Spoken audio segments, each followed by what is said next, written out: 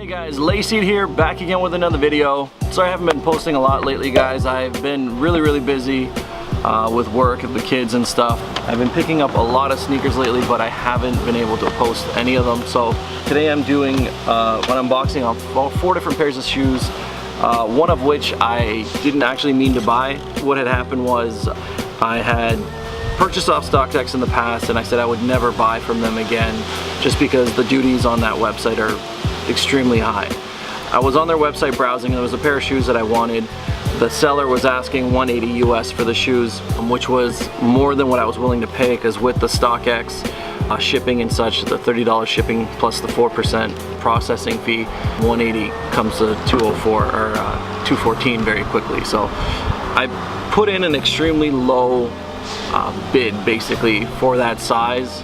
How it works is you put in what you're willing to pay, like a bid, not on say a specific person's shoe that they're selling, but just in general in that size on a sneaker. You bid how much you're willing to pay. Anyone who's selling that shoe in that specific size, they'll get a notification to say that somebody's bid this much on this shoe. If they want to say lower their price to sell you the shoe, if they do that, it'll immediately charge your card. So how it works is basically, if once you place a bid, if somebody accepts your bid, you're gonna automatically buy the shoe. It's gonna charge your credit card. Like it's not like eBay where you place an offer and then the person accepts your offer and then you still have to manually go in and pay for the sneaker. As soon as somebody accepts your offer, the system charges your credit card or your PayPal and they ship out the shoes. There's no turning back, which I guess is fine, but the shoes are $180 US. I put in a bid of $130, not thinking anybody would actually accept it. The guy originally lowered his bid from 180, or his ask from 180 down to 160. Of course, again, my highest bid I was willing to pay was $130 US. So I didn't bother responding to try to counter offer or anything. Then the following day, all of a sudden, I get a notification from StockX saying congratulations, you purchased these shoes and you've been charged. So wasn't really planning on buying them. I just put a low bid on there just because. I just didn't even expect. I mean, I wanted the shoes. At some point I would have purchased them, but I really wasn't expecting to buy them at this point, which is fine. Again, I got the shoes and I had to pay duties, $67 on a $130 purchase. So I'm not sure what's going on with StockX and why their duties are so high.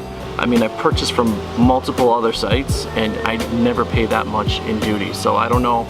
The last time I purchased from them, I purchased a $200 sneaker and I had to pay $92 in duties. This time it was $130, I had to pay $67. So I was kind of hoping the second time it would just kind of slide through customs and I wouldn't have to pay anything, but you know how it goes. So the sneakers that I purchased in accident are, drum roll, oh, they already took it out of the box. The Packer shoes AI curtain call Reebok questions. So I obviously have like 40 or 50 pairs of Reebok questions in my collection, but these ones I wasn't able to purchase when they released. They came out I think last September while I was in Europe for a retail price of $175 US. So Packer had them for $175. I wasn't able to pick them up because I was out of the country. Packer shoes charges $35 US to ship to Canada. So with the Packer, with the shoe itself, $175 plus the $35 would put me at around $210. So US. So I put in a bid of $130 for these and someone accepted. With the StockX shipping and everything, came to $162 US. So I paid less than retail, a lot less than retail shipped for the sneaker, which I'm glad, but that $67 in duties kind of hurt a bit. So it's a great looking shoe. If you actually take a close look, try to grab the other foot actually.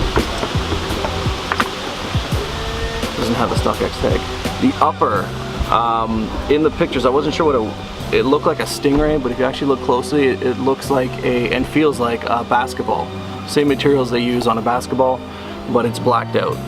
So originally I thought it was stingray, and then they have the suede toe, leather on the tongue with the Packer branding.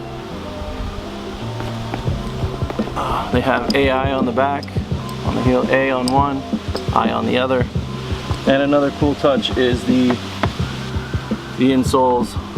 One says Bubba, one says Chuck, which is Allen Iverson's nickname that his close friends and family call him. So very dope sneaker.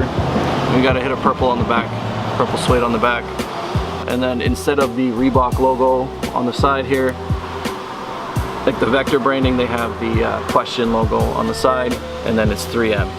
And then on the inside here, they have the actual Reebok Vector logo. So it's 3M on the outside, leather on the inside.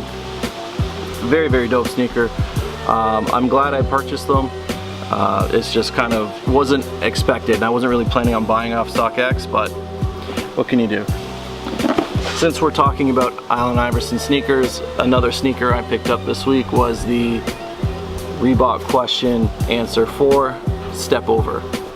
I'm a big fan of Reeboks, but to be honest, I'm also a big fan of good quality sneakers, and these are not good quality sneakers. I have other pairs of Answers, and the quality on this last retro, on this Stepover, is not that great. The leather's not cut properly, and on the box here, if you take a look, they don't have DMX technology in the sneaker anymore. They have this new thing called DMX foam.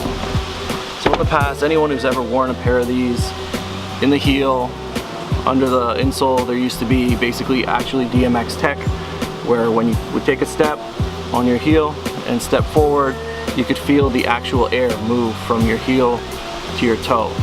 That was an awesome feature, and it was great technology Reebok had back in the day. I get these shoes aren't being worn for performance, they're just lifestyle, but for you to put DMX branding all over the shoe and call it a DMX sneaker, it's like Nike releasing an Air Max without the air bubble. It doesn't make sense. So Reebok usually honestly has great quality sneakers for like really good prices, so they don't overcharge.